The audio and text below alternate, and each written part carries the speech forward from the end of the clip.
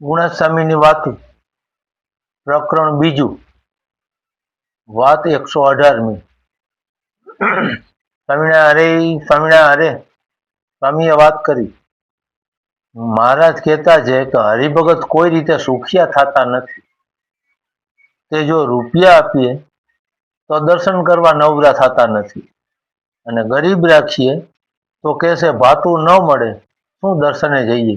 માટે બે વાતે જીવ ભગવાનને ભજતા નથી. તે સારું 4 ઉપાય કરીએ છીએ.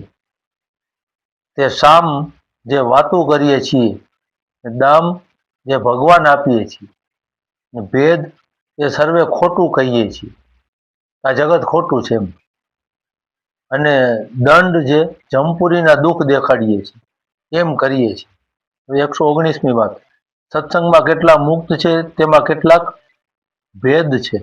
તેમાં કેટલાક મુક્ત તો મંદિર મેળિયું ધર્મશાળા કરાવે એવા છે, કેટલાક ખેતરવાડી બાગ બગીચા કરે એવા છે, કેટલાક દ્રવ્યનું ઉપાર્જન કરે એવા હોય, ને કેટલાક ગામ ગરાસ કરે એવા હોય. એ સર્વે પ્રકારના મુક્ત તો ગણાય, પણ આવા મુક્ત થોડા છે. ઉપાસના, આજ્ઞા ને જ્ઞાન એ 3 વાત પ્રવર્તાવે, પણ માલ તો આ 3 વાતમાં જ છે.